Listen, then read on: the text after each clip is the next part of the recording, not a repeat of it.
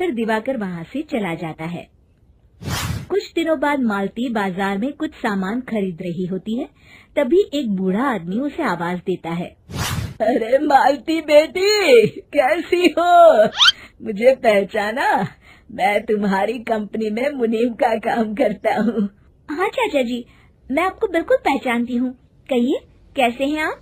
मैं तो ठीक हूँ। कंपनी में कुछ भी ठीक नहीं चल रहा, यहाँ तक कि हमें ठीक वक्त पर तनख्वाह भी नहीं मिलती। ये आप क्या कह रहे हैं? अब क्या बताऊं, आप लोग तो कभी हिसाब किताब देखने दफ्तर आते नहीं। मेरी मानो तो एक बार आप लोग दफ्तर आकर सारा हिसाब किताब देख लो, आपको असलियत पता चल जाएगी।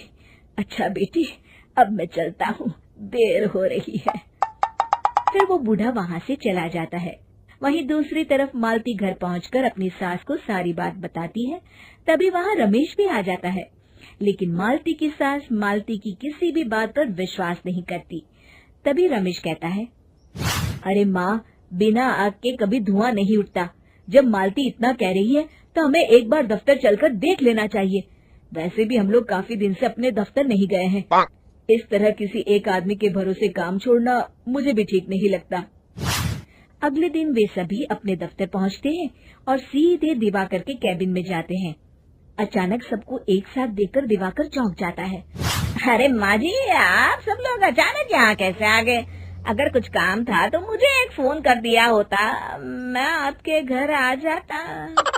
तभी मालती की सास कहती है, अरे दिवाकर बेटा, आज मैं हिसाब देखने दफ्तर आई हूँ। जरा मुझे पिछले 6 महीनों का हिसाब दिखाना तो बेटा। दिवाकर घबराते हुए हिसाब की फाइल मालती की सास को देता है। मालती की सास फाइल लेकर मालती को देती है और कहती है, ले बहू, देख ले हिसाब। मालती फाइल को बड़े गौर से देखती है और अगले ही पल उसे सारी गड़बड़ी समझ में आ जाती है। वो अपनी सास से कहती है, माँ जी, मुनीम चाचा बिल्कुल सही कह रहे थे। हमारी कंपनी में पिछले 6 महीनों में जितना मुनाफा हुआ है, हमें उसका आधा पैसा भी नहीं मिला। यूँ समझ लीजिए कि 1 रुपये में सिर्फ चवन्नी ही हमारे हाथों में आई है। मालती की बातें सुनकर मालती की सास गुस्से से दिवाकर को पूछती है, क्यों दिवाकर, मेरी बहू जो कह रही है वो सच है? दिवाकर समझ जाता है आज उसका भांडा फूट चुका है।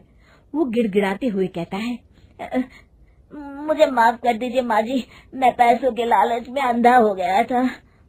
अरे वाह दिवाकर, तू तो एक नंबर का चोर निकला। इतने दिनों से मैं तुझ पर आंख बंद करके भरोसा करती रही और तू मुझे ही चुना लगाता रहा।